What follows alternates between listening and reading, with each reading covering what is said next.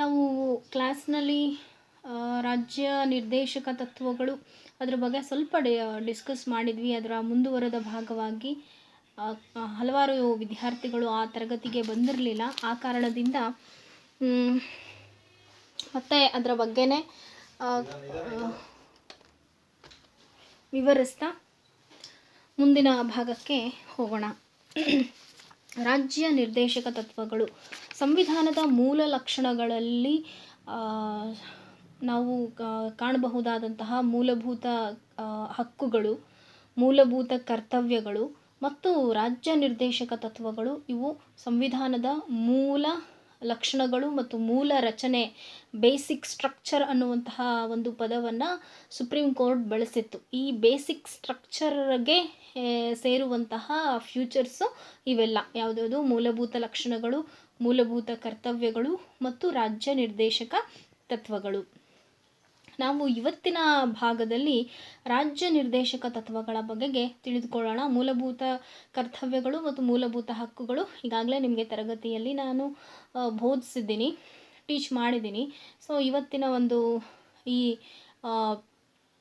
Video ಕ್ಲಾಸ್ನಲ್ಲಿ ನಾವು ರಾಜ್ಯ ನೀತಿ ನಿರ್ದೇಶಕ ತತ್ವಗಳ ಬಗೆಗೆ ತಿಳಿದುಕೊಳ್ಳೋಣ.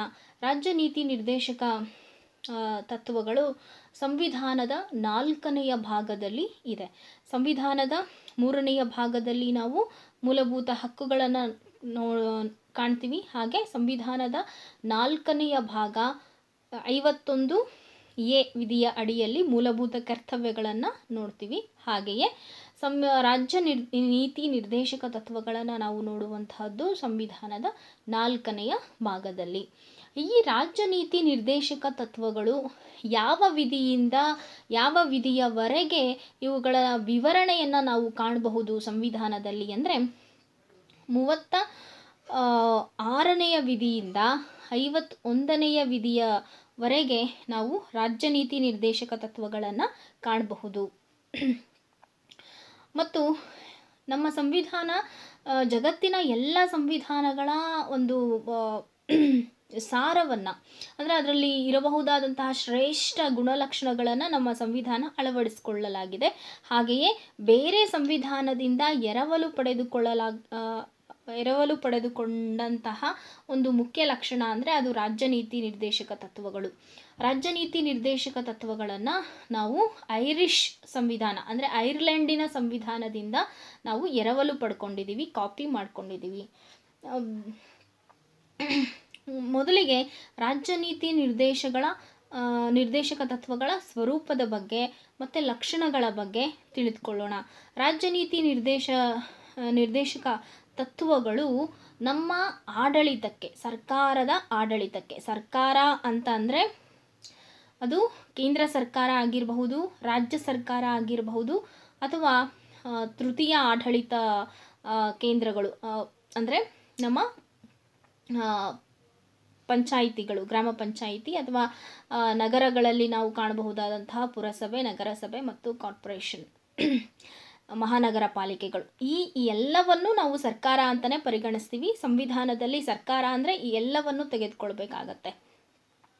ಸ್ಥಳೀಯ ಆಡಳಿತ ಸಂಸ್ಥೆಗಳಿಂದ ಹಿಡಿದು ಕೇಂದ್ರ ಸರ್ಕಾರವನ್ನು ಸಹ ನಾವು ಸರ್ಕಾರ ಅಂತಲೇ ಪರಿಗಣಿಸ್ತೀವಿ. ಸರ್ಕಾರಕ್ಕೆ ಈ ರಾಜ್ಯ ನಿರ್ದೇಶಕ ತತ್ವಗಳು ನಿರ್ದೇಶಕ ಸ್ವರೂಪದಲ್ಲಿ ಇರುತ್ತೆ. ನಿರ್ದೇಶನ ಮಾಡುವಂತಹದ್ದು, ಗೈಡ್ಲೈನ್ ಕೊಡುವಂತಹದ್ದು, ಮಾರ್ಗದರ್ಶನ ಮಾಡುವಂತಹದ್ದನ್ನು ನಾವು ನಿರ್ದೇಶನ ಅಂದರೆ ಈ ರೀತಿಯಲ್ಲಿ ನೀವು ನಿಮ್ಮ ಆಡಳಿತವನ್ನು ರೂಪಿಸಿಕೊಳ್ಳಬೇಕು ಅನ್ನುವ ನಿಟ್ಟಿನಲ್ಲಿ ಒಂದು ಮಾರ್ಗದರ್ಶನವನ್ನು ಮಾಡುವಂತಹ ಸ್ವರೂಪವನ್ನು ರಾಜ್ಯ ನಿರ್ದೇಶಕ ತತ್ವಗಳು ಆಧರಿಸಿವೆ.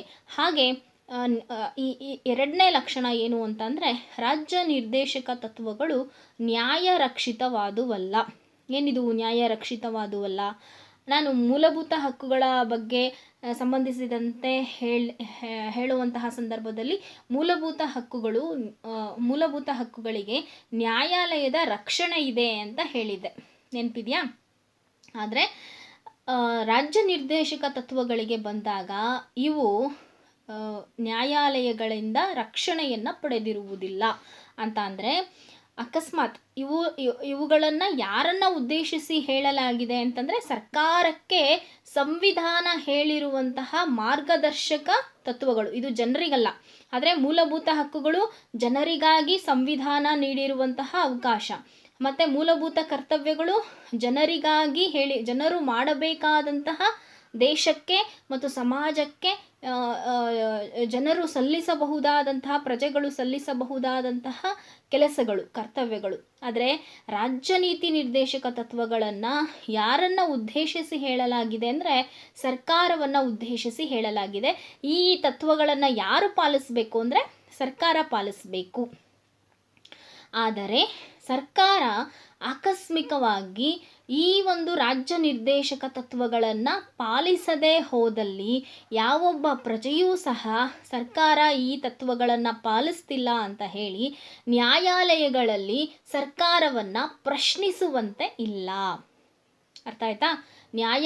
ನ್ಯಾಯಾಲಯಗಳ ರಕ್ಷಣೆ ಇವುಗಳಿಗೆ ಇಲ್ಲ. ನ್ಯಾಯಾಲಯಗಳು ರಾಜ್ಯ ನೀತಿ ನಿರ್ದೇಶಕ ತತ್ವಗಳ ಪಾಲನೆ ಆಗ್ತಿಲ್ಲ ಅಂತ ಹೇಳಿ ಸರ್ಕಾರವನ್ನು ತರಾಟೆಗೆ ತೆಗೆದುಕೊಳ್ಳುವುದಕ್ಕಾಗಲಿ ಅಥವಾ ವಿಚಾರಣೆ ನಡೆಸೋದಕ್ಕಾಗಲಿ ಸಾಧ್ಯ ಇಲ್ಲ. ಹಾಗಾಗಿ ಈ ದೃಷ್ಟಿಯಿಂದ ರಾಜ್ಯ ನೀತಿ ನಿರ್ದೇಶಕ ತತ್ವಗಳು ನ್ಯಾಯರಕ್ಷಿತವಾದಂತಹವುಗಳು ಅಲ್ಲ.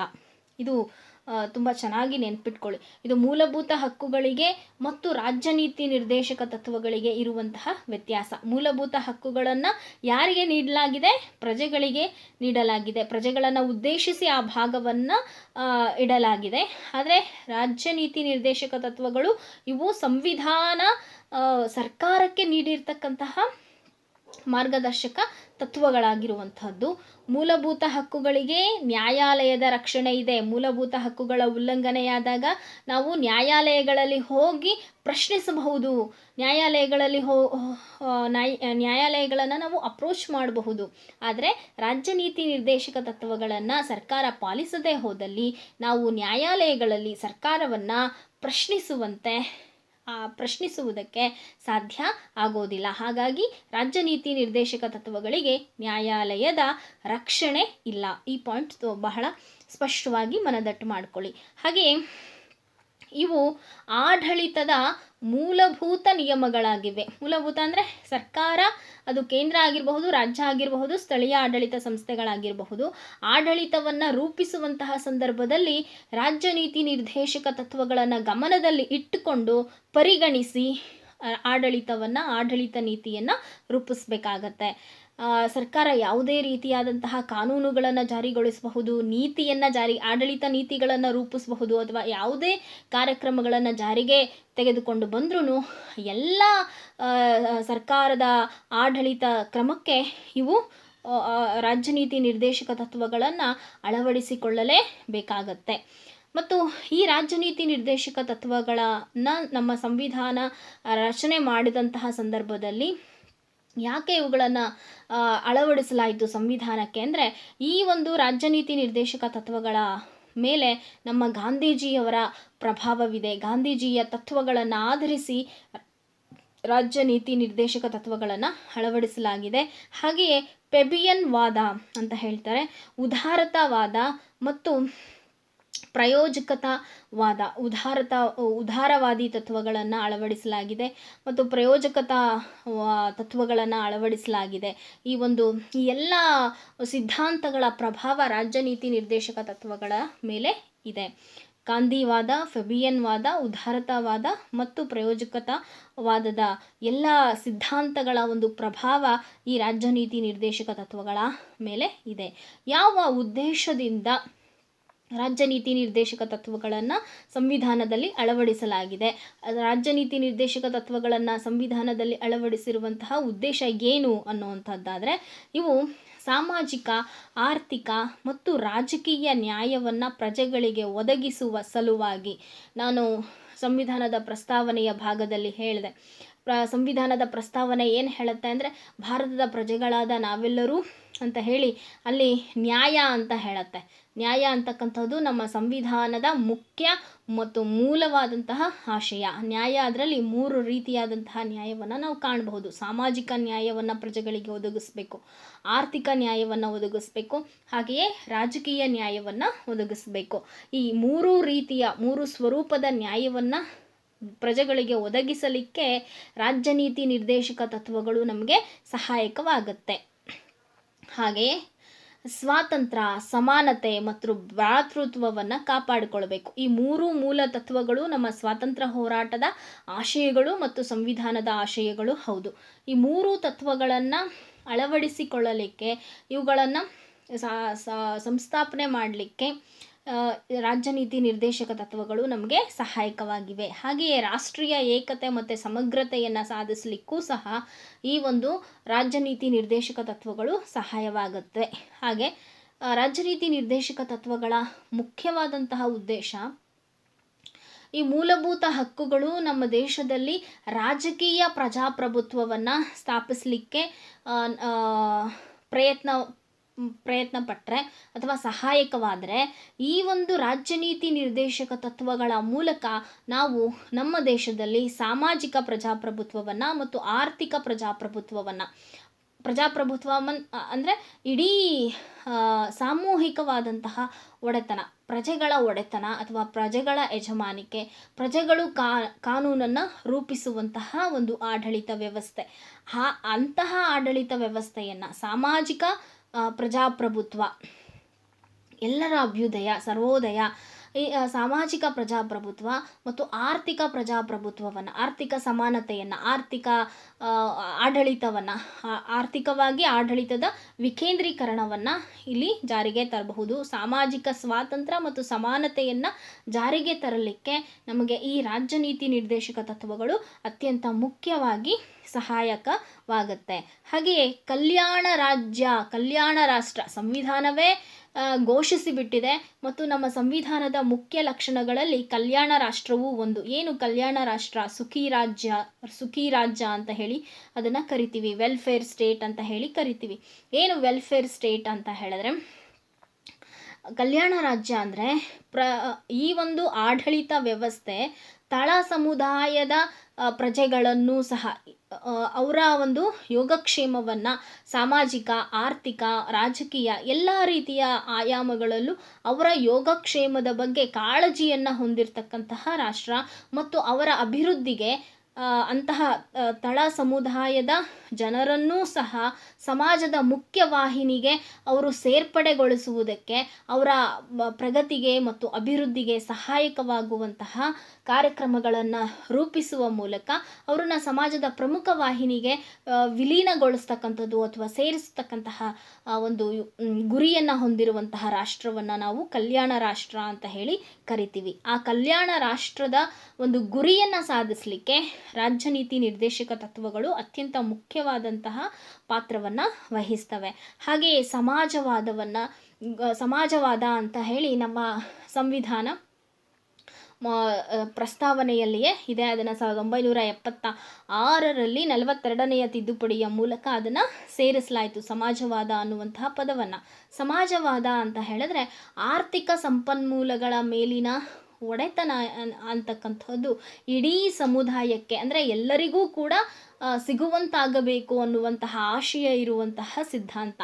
ಆ ಆಶಯದ ಸಿದ್ಧಾಂತವನ್ನು ಅನುಷ್ಠಾನಗೊಳಿಸಬೇಕು ಅಂತ ಹೇಳಿದ್ರೆ, ಅದನ್ನು ಈಡೇರಿಸ್ಕೊಳ್ಬೇಕು ಅಂತ ಹೇಳಿದ್ರೆ, ಬಡತನವನ್ನು ನಿರ್ಮೂಲನೆ ಮಾಡಬೇಕು ಅಂತ ಹೇಳಿದ್ರೆ, ಬಡತನ ನಿರ್ಮೂಲನೆಯೇ ಸಮಾಜವಾದದ ಒಂದು ಮುಖ್ಯವಾದ ಆಶಯ. ಬಡತನವನ್ನು ನಿರ್ಮೂಲನೆ ಮಾಡ್ತಕ್ಕಂತಹ ಸಮಾಜವಾದ ಸಿದ್ಧಾಂತವನ್ನು ಅನುಷ್ಠಾನಗೊಳಿಸಲಿಕ್ಕೆ ನಮಗೆ ರಾಜ್ಯ ನೀತಿ ನಿರ್ದೇಶಕ ತತ್ವಗಳು ಅತ್ಯಂತ ಮುಖ್ಯವಾಗಿ ನೆರವಾಗುತ್ತದೆ. ಇದನ್ನು ರಾಜ್ಯ ನೀತಿ ನಿರ್ದೇಶಕ ತತ್ವಗಳು ಅತ್ಯಂತ ಮುಖ್ಯವಾದ ಭಾಗವಾಗಿರುತ್ತೆ. ಇದನ್ನು ರಾಜ್ಯ ನೀತಿ ನಿರ್ದೇಶಕ ತತ್ವಗಳನ್ನು ಗ್ರಾನ್ ವಿಲ್ಲೆ ಅಂತಹ ಒಬ್ಬ ರಾಜ್ಯಶಾಸ್ತ್ರಜ್ಞ ಹೇಳ್ತಾರೆ, ಸಂವಿಧಾನದ ಅಂತರಾತ್ಮ ಅಂತ ಹೇಳಿ ರಾಜ್ಯ ನೀತಿ ನಿರ್ದೇಶಕ ತತ್ವಗಳನ್ನು ಗುರುತಿಸ್ತಾರೆ. ಇಷ್ಟು ರಾಜ್ಯ ನೀತಿ ನಿರ್ದೇಶಕ ತತ್ವಗಳು. ಇದರಲ್ಲಿ ರಾಜ್ಯ ನೀತಿ ನಿರ್ದೇಶಕ ತತ್ವಗಳಲ್ಲಿ ಅನೇಕ ವಿಧಗಳನ್ನು ನಾವು ಕಾಣಬಹುದಾಗಿದೆ. ಅದನ್ನು 3 ರೀತಿಯ ವರ್ಗೀಕರಣವನ್ನು ಮಾಡಲಾಗಿದೆ. ಸಮಾಜವಾದಿ ತತ್ವಗಳು, ಉದಾರವಾದಿ ತತ್ವಗಳು, ಹಾಗೆಯೇ ಗಾಂಧಿವಾದಿ ತತ್ವಗಳು ಅಂತ ಹೇಳಿ 3 ವಿಭಾಗಗಳನ್ನು ಮಾಡಬಹುದು. ಈ 3 ವಿಭಾಗಗಳು ಯಾವ್ದ್ಯಾವುದು, ಯಾವೆಲ್ಲ ತತ್ವಗಳು ಈ ಒಂದು ಸಿದ್ಧಾಂತಗಳ ಅಡಿಯಲ್ಲಿ ಬರುತ್ತೆ ಅನ್ನೋದನ್ನು ಮುಂದಿನ ತರಗತಿಯಲ್ಲಿ ನಾವು ತಿಳಿದುಕೊಳ್ಳೋಣ. ಧನ್ಯವಾದಗಳು.